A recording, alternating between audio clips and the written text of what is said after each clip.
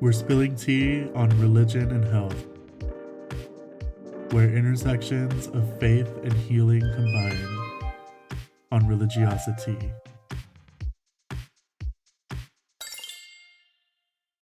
As this podcast discusses religious beliefs, religious experiences, personal testimonies, and mental and physical health, some of the content may be uncomfortable or triggering for some listeners. Content warnings will be provided in the description of each episode. Any personal journeys discussed on this podcast do not constitute health, medical, or religious advice. We are simply trying to capture the lived experiences of real people who would like to share their own stories about religion and/or health. Hello, this is your host, Adren. Have you ever had a vision? Have you ever thought God was talking to you directly with a message for the earth, or ever predicted the rapture? With healthy doses of religion, the average American is expected to see improvements in their mental and social health. Try religion today to see an improvement in peace of mind, to save yourself from the impending rapture, to sanctify your soul and save yourself a place in heaven when the doom comes for us all. Potential side effects may include feeling like God's chosen one, delivering messages directly from the divine, breaking with reality, and cultic mass murder suicides.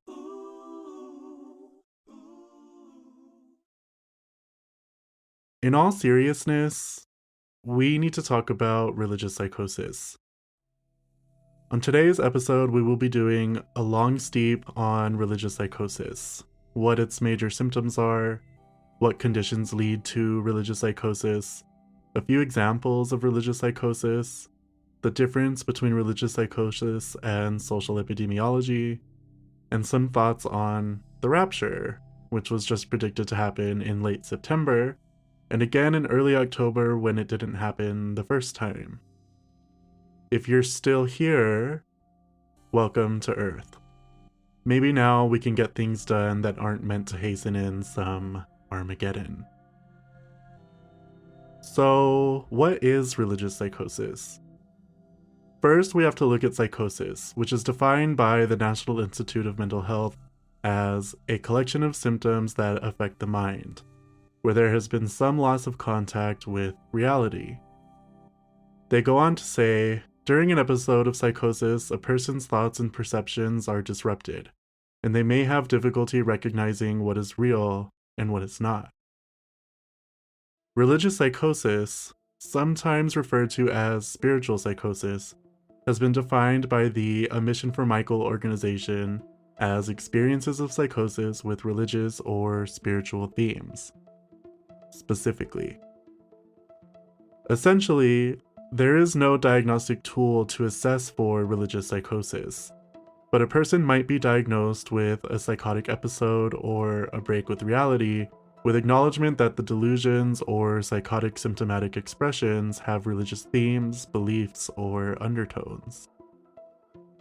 It is also important to disclaim right up top that religious psychosis does not equate to people who are naturally fervent or devout in their faiths. The separation is usually seen in the sudden onset of particular symptoms of psychosis that are also linked to religious themes. I will try to clarify that throughout the episode, but want to make it crystal clear before we dive in. So, what are the symptoms of religious psychosis? One of the most striking and noticeable signs of religious psychosis is the experience of hallucinations and delusions related to a religious or spiritual belief or experience. Think, I am the next prophet, or I had a vision of the end times and it's happening on Thursday narratives. You may have noticed that this is tricky territory to navigate in discerning religious psychosis because entire religions have been founded by those who believe they are a prophet. A delusion sometimes, and those who support that delusion and who have hallucinations of experiences that they share as revelatory of some higher truth. I immediately bring this up to recognize the idea that for some people, these experiences are truly holy and not a mental illness, and that's real. At least for those who believe it is. Also, not all hallucinations would be classified as religious psychosis. In religious societies or communities, it is common to have that little voice in our head, our self narrator, or our intuition, or the feeling in our gut to seem like it comes from something divine. Those would not classify you as having religious psychosis unless they also met other criteria. So let's keep steeping this tea and divine some sense of what religious psychosis is that does not compare to sincere spiritual experience. Delusions of grandeur or senses of impending doom on a universal scale are more indicative of religious psychosis than you hearing your gods or saints or ancestors' voice telling you that's enough. One positions you as someone supremely and uniquely special, while the other may be a culturally conditioned internal monologue response, or, for the believers, a small but genuine divine intervention. Recurrent and deeply vivid hallucinations that combine audiovisual elements, seeing and hearing things that are not there, may be a symptom of psychosis or psychosis-related diagnoses like schizophrenia. So if you do ever feel intrusive and recurrent hallucinations are impeding your life or the life of a loved one, it is important to seek psychological or psychiatric care. Other core components of religious psychosis include other psychosis diagnostic symptomologies like disorganized speech or the inability to maintain a coherent conversation with a lot of specific religious-themed interjections or constantly shifting the topic back to these delusions from other topics of discussion.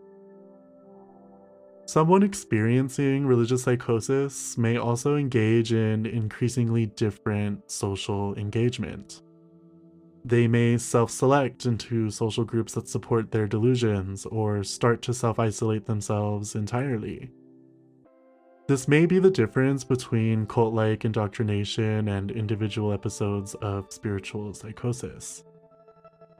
Other behavioral indicators include an increase in religious activity. For someone Christian, Jewish, or Muslim, this might look like more praying or endless praying, extreme fasting, aside from traditional religious rituals of periodic fasting. For someone Buddhist or Hindu, this might be more meditation. Again, though, the cultural context matters. For someone Buddhist or Hindu, increased meditation might be seen as a right action toward enlightenment. For anyone, increased visitations to specific spiritual centers or places of worship can also indicate an episode of spiritual psychosis. The important caveat for all of these behavioral changes is that it must be abnormally elevated and a new behavior to really distinguish it from a normal increase in religiosity or religious affiliation. Someone who grew up in a strict traditional religion with daily practices wouldn't really be psychotic for continuing those traditions. But someone who says they are the new prophet and suddenly starts praying every day when they were generally a-religious before is a definite and concerning indicator of religious psychosis. It is also important to note that to be experiencing an episode of religious psychosis, or any psychosis really, other factors must be ruled out. This includes the use of psychoactive or hallucinogenic drugs that may lead to psychosis-type symptoms like hallucinations, delusions, or the other behavioral components. Similarly, other psychiatric conditions that have symptomologies similar to psychosis must also be ruled out. This includes schizoaffective, depressive, or bipolar disorders that can contribute to psychotic symptomatic expressions. Psychosis can also be acute, or short-term, or chronic, if diagnosed with a longitudinal psychotic disorder. A reminder, religious psychosis is psychosis with a seasoning of spirituality. So you might have a one-time prophet speaking about their personal divinity for a short period of time, or you could have the spiritual reincarnation of some deity hanging around your dinner table at every holiday.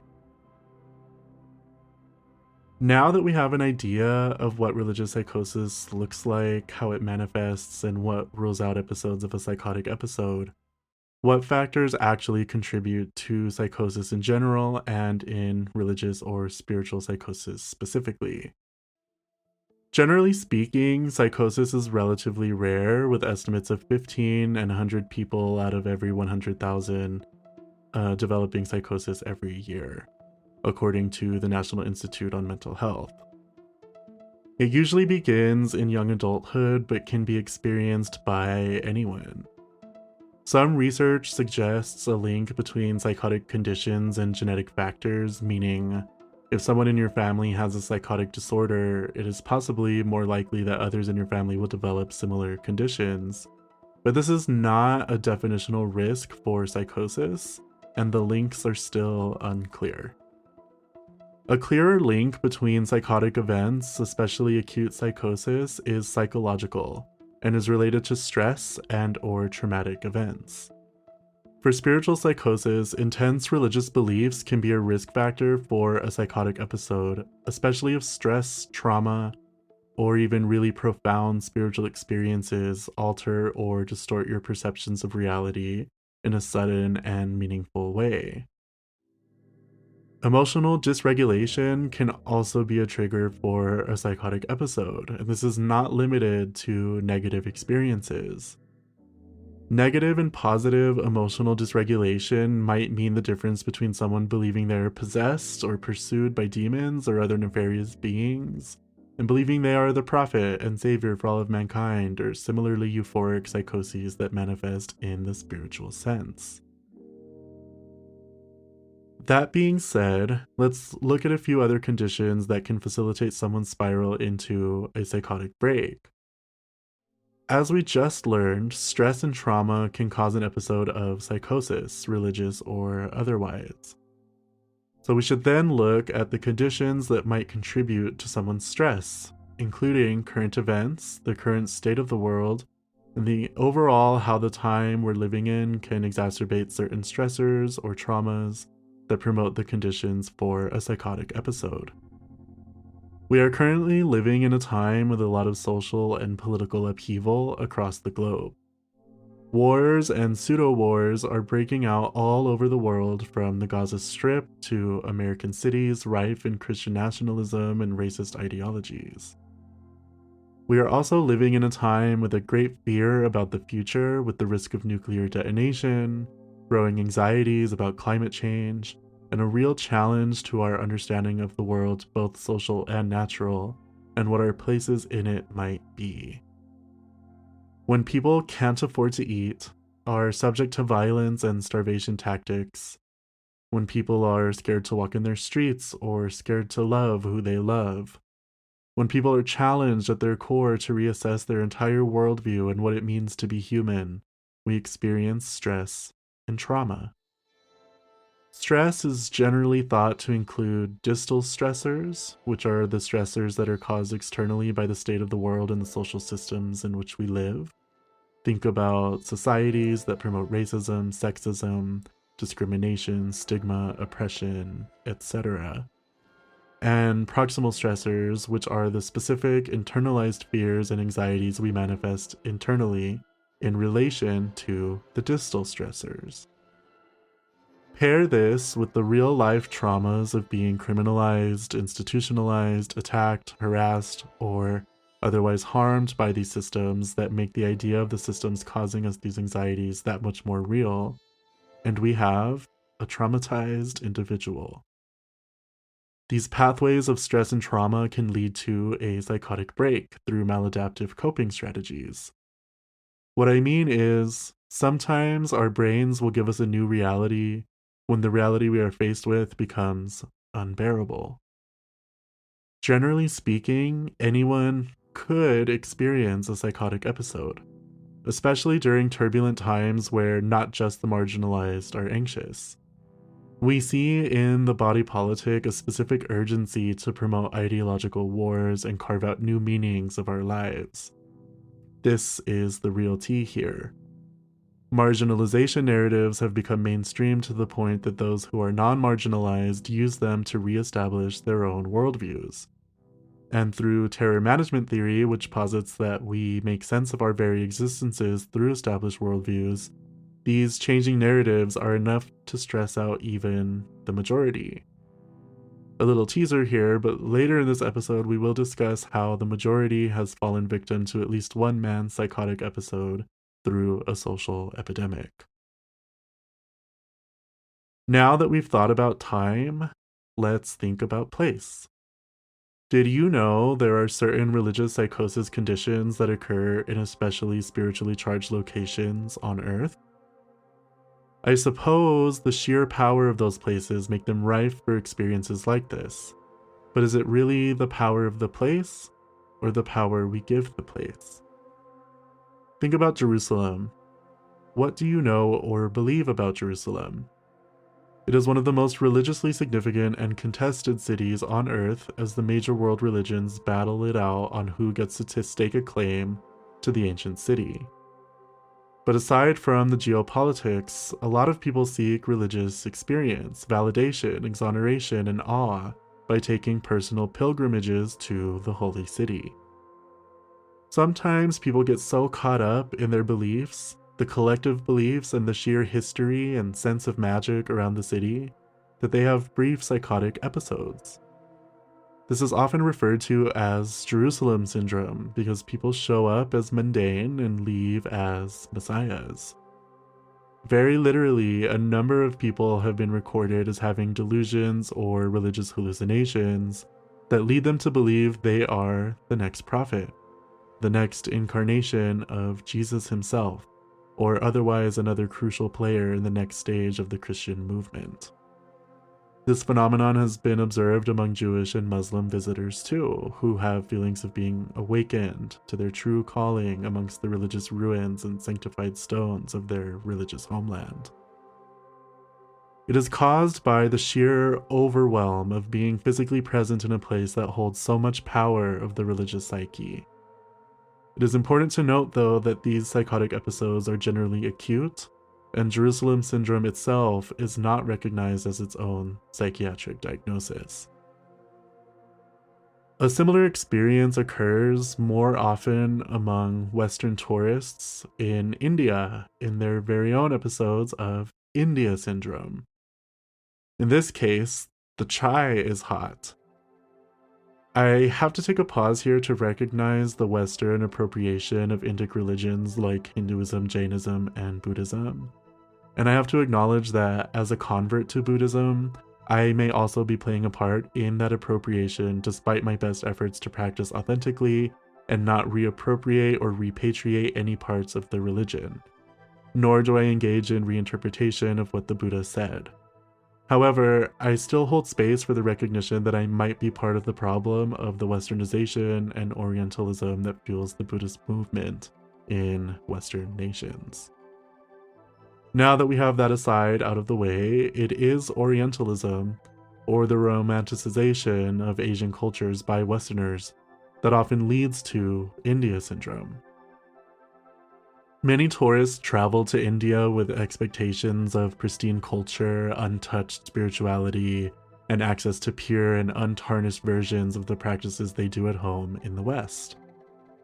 When confronted with the reality of modernity in India, there is often a deep disillusionment or depression that can occur, to the point that a person's heretofore sincerely held beliefs are now in question. It creates a spiritual crisis where one may break with their faith, or when the stresses of these experiences cause spiritual psychosis through delusions and hallucinations of spiritual calling, revelation, and feelings of sudden enlightenment. Spoiler alert, these feelings often don't last. This is also not a recognized psychiatric diagnosis in and of itself, but the depression, psychoses, and other psychological fallout from this syndrome are very real for the people who experience them. Now that we've spilled the tea on the world, let's drink some of it and bring it back into ourselves. Have you ever met someone extremely charismatic, and thought you might follow him anywhere?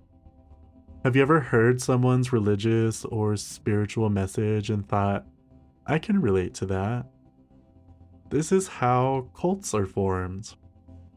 Oftentimes, a cult leader exhibits traits of narcissism and religious psychosis, a la, I am the one true word and anyone who doesn't follow me is foolish.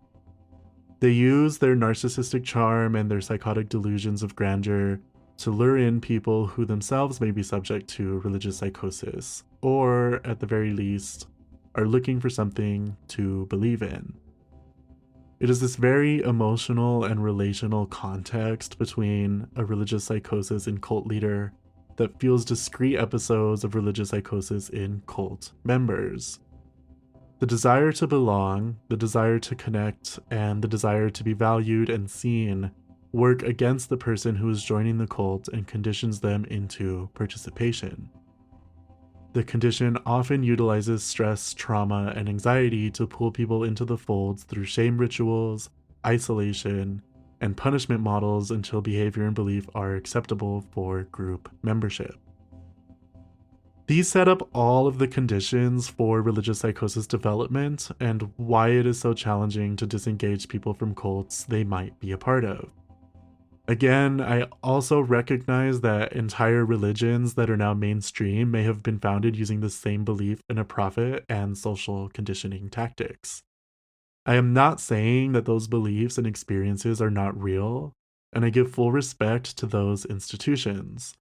But the psychology and social motivation remains similar in many respects.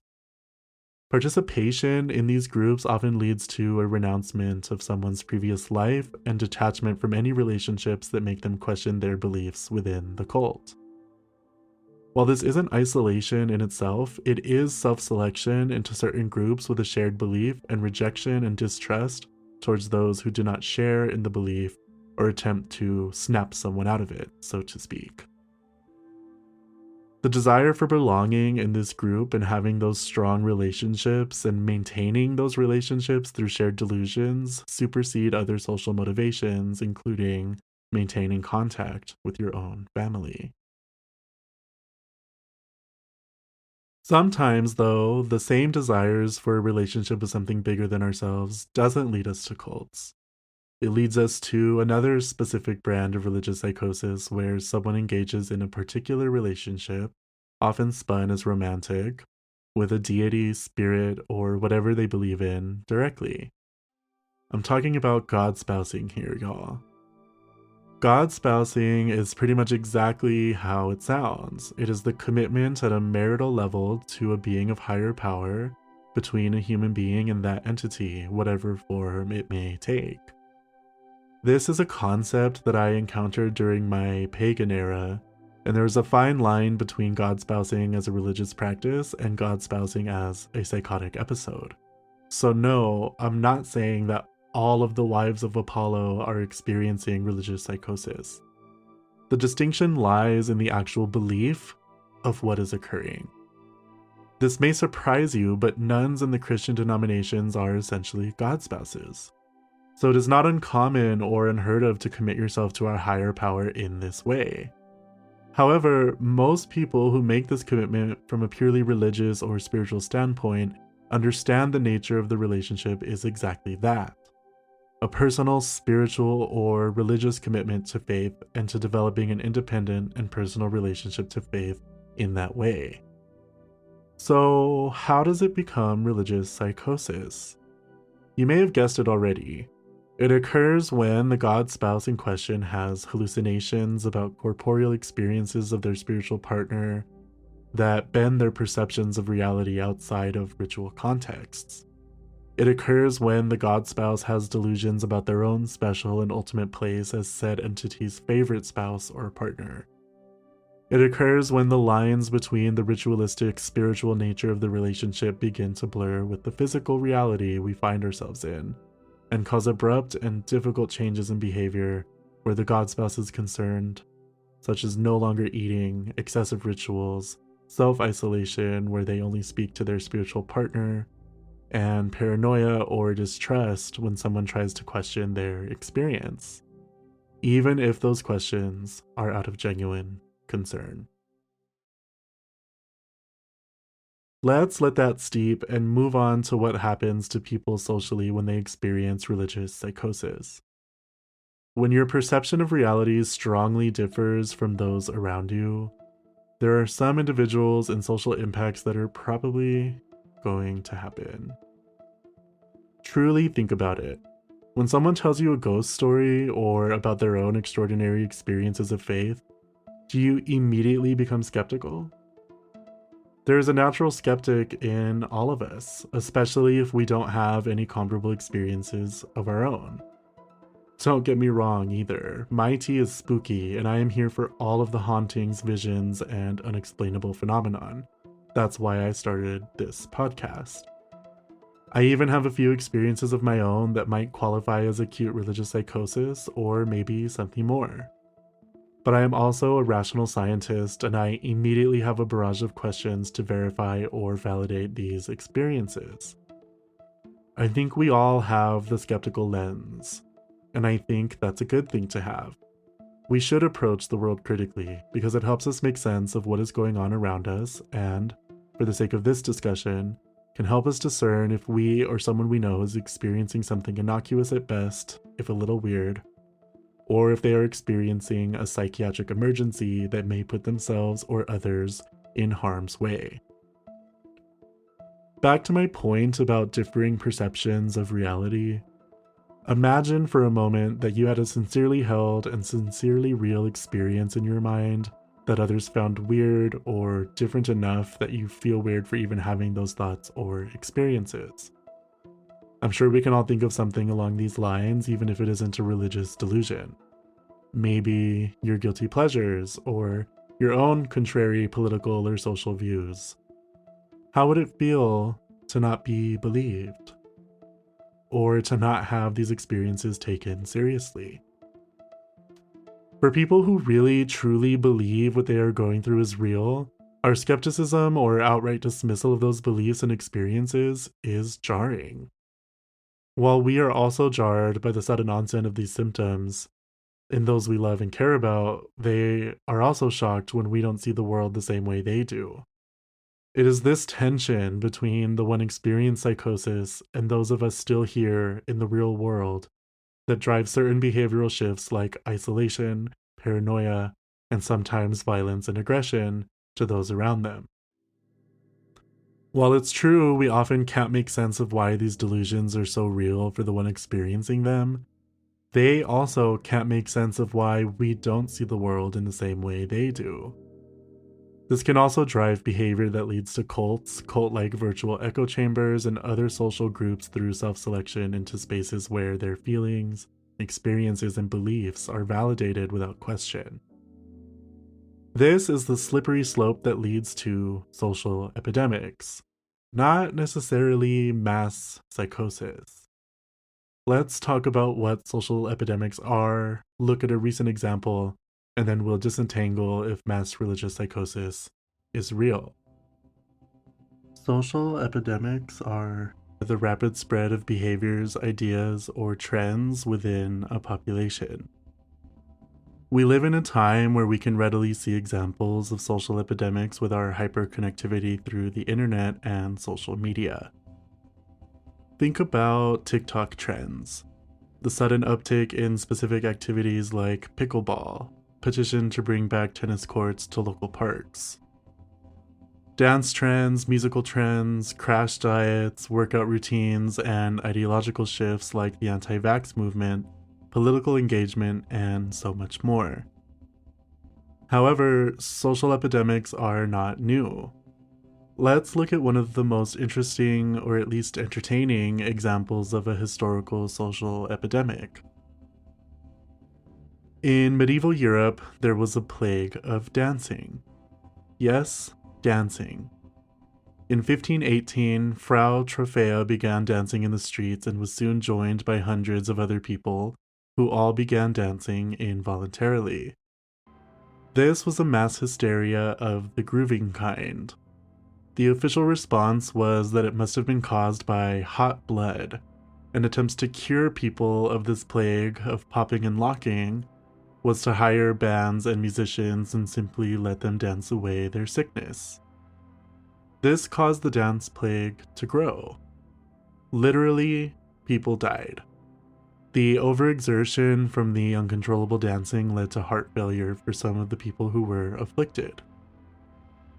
Eventually, they sent the afflicted away to a church, and the plague ended on its own about 4 months later.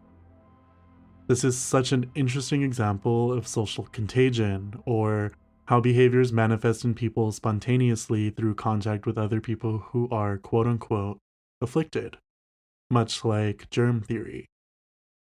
Now we have theories from sociology for how behaviors spread through social networks, and that might be a more appropriate look at how social behaviors and attitudes move through a society.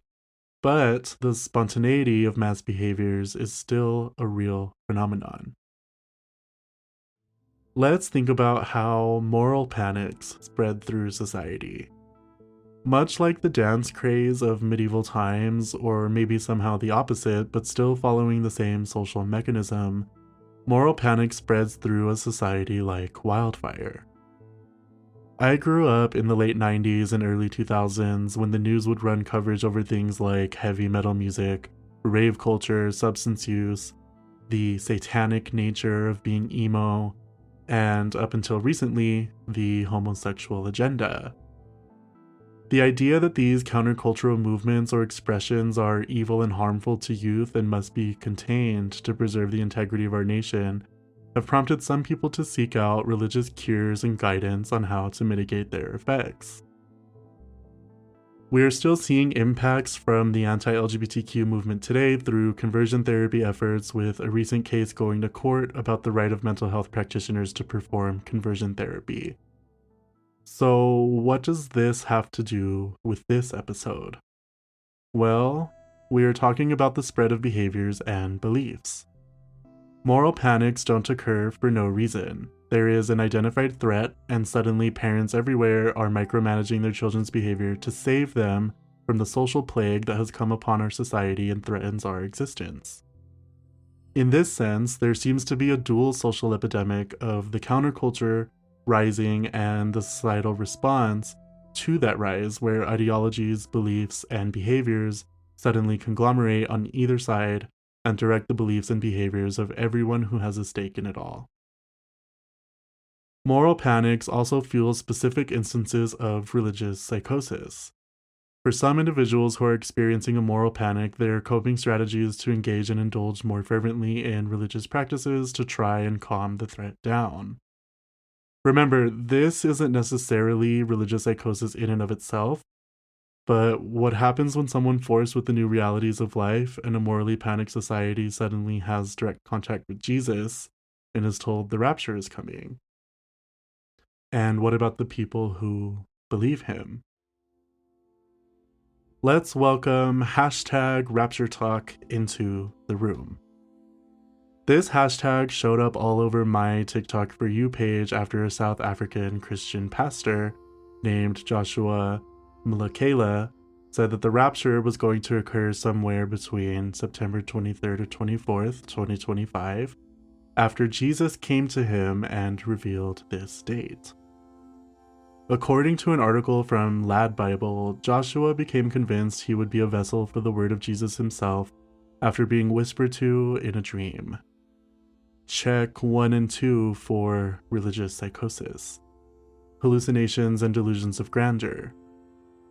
And his prediction was proven to be a delusion. The rapture came and went, and no one was ascended to heaven inexplicably, and the world did not fall into chaos. At least, not a chaos that wasn't already here. At the time of the writing of this podcast episode, the new rapture date is set for tomorrow, October 6th or 7th, depending on where you are in the world. According to our good friend Joshua, Jesus did not know we had switched calendars, and so all predictions were off by 13 or so days. This episode will air after the new rapture, so if you're still here, still listening, still sipping that religiosity, welcome back, sinners. But in all seriousness, this prediction had real-life social consequences for those who believed in the message. Many people started packing up their homes, selling off their belongings, and quitting their jobs. Or at least so they said on social media. I am a little distrustful of anything online, so the numbers of actual behaviors and believers are unclear. Does this constitute religious psychosis? It depends, really. For many of the people who sincerely believed in this rapture prediction, they do not meet the criteria for a psychotic episode. I imagine many did not have hallucinations that Jesus was talking to them and preparing them directly as rapture winners, nor did they start isolating themselves. They simply started selling off all of their possessions and preparing to be saved. This seemingly odd behavior, or at least odd to those of us who did not believe, fits more along the lines of a social epidemic. It spread through the masses through social media and a belief in their faith and in this prophet. But without an explicit break with reality, only those who had delusions of their own propriety in the rapture paired with a real psychological break with reality in a hallucinogenic sense can be said to have had religious psychosis.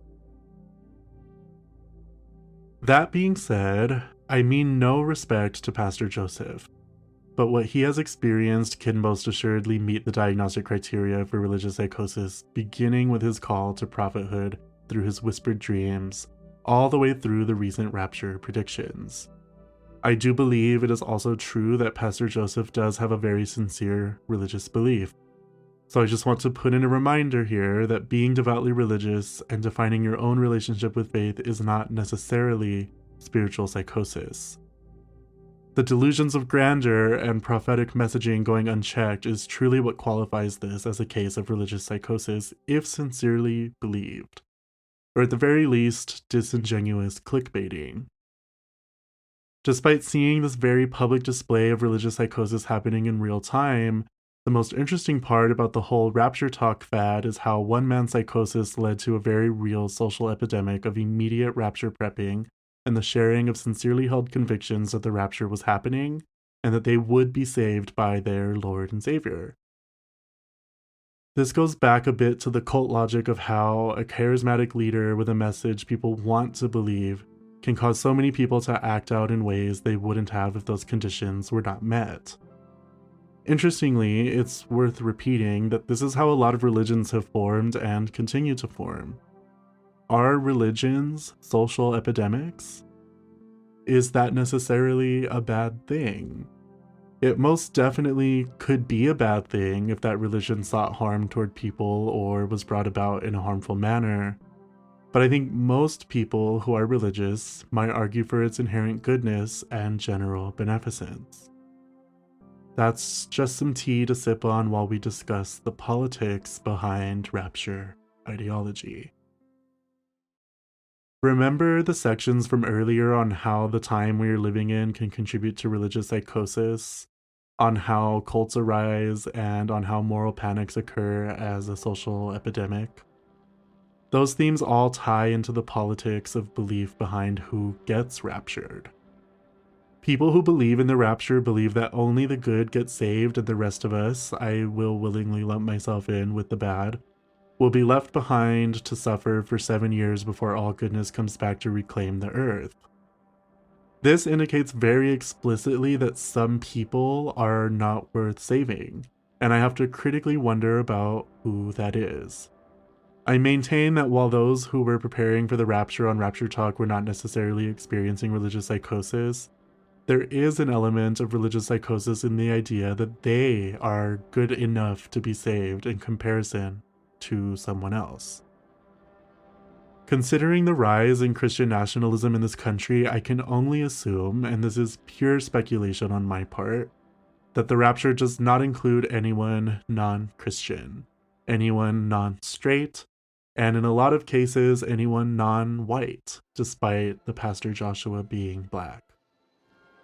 That last one follows the demographics of Christian nationalism. No matter where or how we, or they really, draw that line, the line is nonetheless drawn. That line is political, and to think otherwise is a disservice to all of the aforementioned stressors I mentioned earlier in this episode. But why does a group that seems to be the majority in this nation, white Christians, feel enough stressors to experience this social epidemic in the first place? Let's set the stage a little. Starting strong, Israeli politics have really fueled a lot of religious Armageddon-based narratives that have psychologically prepped people for the rapture or a similar life-altering event.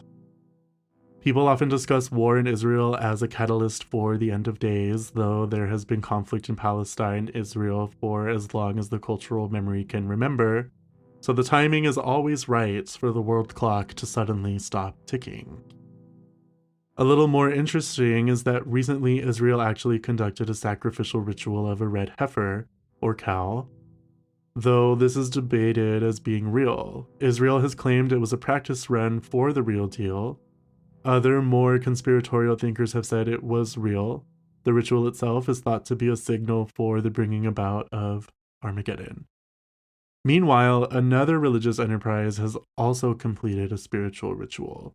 In December of 2024, before his passing, Pope Francis opened 5 portal doors in a religious ritual to replenish and renew the faith of Catholics and Christians the world over. Of course, the internet lost it with this one, and it became the door to Lucifer's very tomb and the relinquishing of Earth to hellish forces in preparation for the rapture. These religious rituals from the Abrahamic faith, in tandem with the political and life anxieties people are experiencing, prime both religious psychosis and social epidemics like the rapture preppers that we just saw unfold in the cultural zeitgeist. I have mentioned this several times throughout this episode, but we are living in increasingly uncertain times. There is much political unrest and upheaval at national and global scales, and people are scared. People are struggling to make ends meet. People are struggling to make sense of the world we are living in now, which somehow feels more urgent, more anxious, and more precarious than it did even a decade ago. There are mass cultural movements and countercultural movements and disinformation spreading like wildfire. It makes trust difficult. If you don't know if you can trust your leadership and you don't know how you're going to make it through the next few months financially and physically, who do you turn to? It makes the market for mass appeals and escape routes much more open. This is why we had so much buy-in from the apparent majority, because we are all struggling right now. These struggles are paired with rhetoric that centers faith in Christianity as being under attack and needing to be defended. Listen to my episode Hellfire and Salt for more on the ideological war in the United States. And with rapture-esque interpretations of religious rituals, and anyone who is devout enough could be willing to believe the rapture is coming. It gives a safe out. It gives preference to in-group membership. It aligns with worldviews and expectations, and ultimately the perception behind it is an end to individual suffering for the worthy. And we might all consider ourselves worthy. So this pipeline of religious psychosis to spiritual social epidemics is complete, and we can see how the context in which we live prime each and every one of us to potentially fall under the spell of a delusion or of a spiritually based social movement. It just has to meet the right conditions. Now, let me briefly talk about whether mass religious psychosis can happen. I think it depends on your definition of mass and on the definition of psychosis. Psychosis is considered to be abnormal, so any psychosis en masse seems counter to the definition. It would fall under social epidemic, or in cases of religious beliefs, cultish or novo-religious construction dynamics. But let's think for a minute about cults. I won't go into too much detail. I want to do an episode on cults later on in this show. But from a religious psychosis perspective, a lot of the cult members themselves do experience religious psychosis to some degree and for some period of time, even if they aren't all at the same time or same degree as everyone in the cult. So in that sense, when it's more than a few people, I guess religious psychosis can occur in mass, but the shared delusion of it all is guided by individual behaviors, psychotic experiences, and beliefs. So it is not mass religious psychosis in the way that we would think about a mass hysteria, moral panic, or social epidemic. Psychosis remains intrinsically individual. Now that we have spilled the tea on religious psychosis, from noticeable symptoms and different manifestations and contexts to the social impacts of religious psychosis that can help reify the psychotic expressions and isolation that can occur as a result, what do we do with that information? It is important to note that in order to adequately diagnose any psychotic episode and put a stop to it, a psychiatric professional is required. They may prescribe antipsychotic medications, sedatives, and other pharmacological, medicinal, or therapeutic approaches.